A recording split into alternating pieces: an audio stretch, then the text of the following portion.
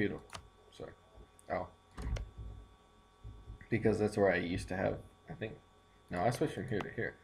I forgot. It's also got the culture like if you look at this tab, it's got like Pueblo, Pueblo, Navajo, Navajo, Navajo, Navajo. There's a lot of Navajo, so shifting to Navajo wouldn't necessarily be a bad thing. But then when we get over here, it's Cada, Pawnee, cannot be Pawnee, Pawnee, Shoshone, Pawnee.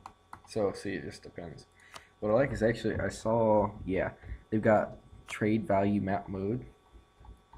So like compared to the rest of the world, this is how much I think, unless this is colonial. It should be trade value though. Yeah, it's trade value.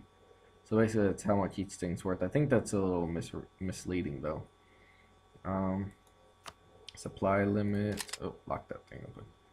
Let's see, buildings. Nobody's really built. Missionary, colonial. Yeah, there we go. If we had a colony, or if we had a colonist, HRA, but they're not here. Totis, uh, totemism, animism.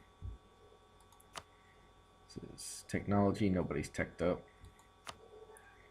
This is manpower, accepted culture. See, now you can see them a little better.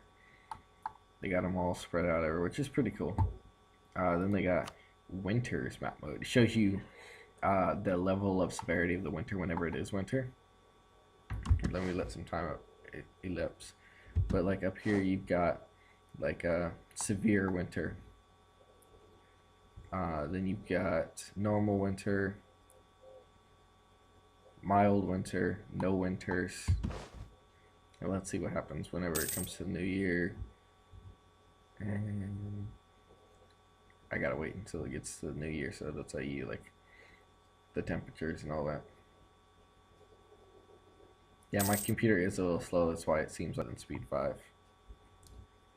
Still experiencing severe winter. So see, these guys probably aren't going to have a lot of troops at the start because they've got I believe you still. Well, no, I forgot they changed that. You don't receive a winter attrition negative when you're just sitting in your own territory. It's only when you're attacking that you receive that.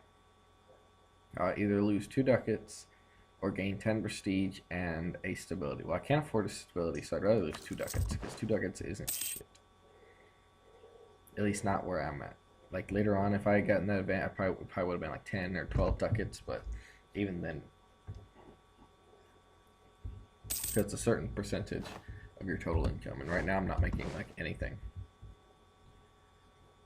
Alright, so it should start melting soon. Maybe I gotta click on, click off. Or maybe this is saying this is what they will receive during the winter. I bet that's what it is. It doesn't say, but I bet that's what it is. Okay. Well, that was a little bit of a waste of time. But here's the climate map mode, which arid is this light tan. This green is temperate. This is Arctic. This actually will help you when you're trying to colonize because Arctic, it's harder to colonize. Temperate is normal. I think arid, it's also harder to colonize in. Let's see. Oh. My dog's messing with my cat. Caramel! Caramel! Caramel! Caramel! Hey! Caramel. She's not listening. I had to throw a can at the wall and she still won't listen. She's attacking the cat. The cat's like, no, let me go. There she goes. Now she stopped. Let's see. Sorry about that, guys. Colonial regions. So then you got colonial Mexico. You got what is this? Colonial California, colonial Louisiana, colonial Canada, colonial Eastern America. I like the system for where it forms like colonial states, and they're still under you, and you still control them like you would if they were normal land, but they can actually expand themselves. I believe that's what they said. Trade goods. This is a really good map mode. I've wanted this for a while. See, they've got lots of salt, and this is all unknown. Cotton, grain, tobacco, naval supplies, cotton. It's pretty cool. Lots of fur. See, this is really realistic too, because like all the cotton would have been down here and then here, and so would tobacco and naval, and some iron and coal up here. Grain would have kind of been everywhere, mostly here.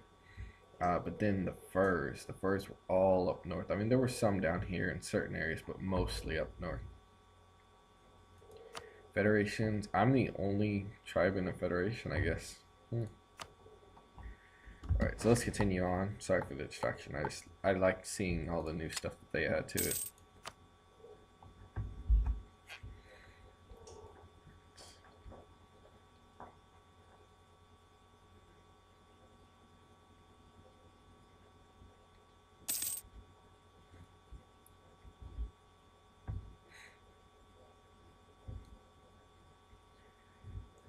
Oh, yeah, there's no legitimacy word either because it's a chief and the chief is replaced every time they die. So that's pretty cool. It's not like a king with a lineage, so you never have to worry about PUs or anything like that, I believe. Until I think once you westernize or reform your government is technically what it's called. I think that's when you have to actually start worrying about it. Because then I think it adds a whole lineage system. I'm not sure though. I haven't played as a actual westernized North American group. Not even like the Aztecs. I wasn't able to westernize them in time before Spain just wiped me out. So it'll be fun to see what happens. And I'll be able to migrate here soon. Yep. So let's start looking at, let's see, Waco, which is actually where I'm from, by the way, in case you guys wanted to know. Because this is what Texas looks like. Like, Melisquero is the left-hand little handle, then it comes up here. And it's a lot more straight, like this is a straight line. And the real Texas, and it curves down like this and makes a little bend up. And comes down like this, and then it does this. And then it comes up, and then right about here where this lake cuts, or this river cuts in, then it goes straight up. And then it kind of comes along this river right here, which is the Red River, until it reaches like right about here, I think. And then it cuts straight up, straight sideways, and straight down, back down to here. And I think it actually cuts over like right here. It meets up with the Rio Grande out here. And that's El Paso over there, or like it's a little city over here. But yeah, I live in Waco, which is central Texas. I think Waco's actually like right here because it's on the Bosque River, which I believe is what this river is. Because you got your Nacogdoches, Bosque. Yeah, that should be the Bosque River. Because it runs through a lot of major cities. We actually have one of the, I think it's the only man-made lake in, no, wait, is it? I think it's the only man-made lake in Texas, and it's one of that exists, so it's pretty cool. Alright, should be able to migrate here in a couple of months. And I should be able to tech up right after I migrate because it's not that many more points. So I either get morale, leader shock, force limits, land attrition, or military tech cost. I don't know yet. My guy's still young, so I'm not going to kick these guys out yet. Because, I mean, it would be time prohibitive to kick them out before, because I mean then I lose all the bonuses of being in a federation. Because as a federation, you not only get those bonuses, but you defend each other in case of war. So like, say the SO did declared war on them, I'd come up and help. Although I couldn't do much if I couldn't get there in time, but assuming. I mean, the more you have, the better. The problem is you just gotta make sure that you stay in charge. Otherwise, you gotta start kicking out whoever's next in charge until you get back in charge. I mean, yeah, kick them out before they take control of it. Excuse me. Sorry about that. I just had some Subway, so. Alright.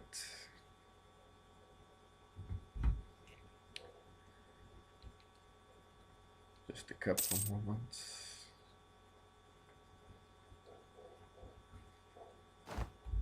And there we go. Let's see, which one of these has the highest base tax? 2, 1, 1, 1, 1, 1. Okay, so they're all shit.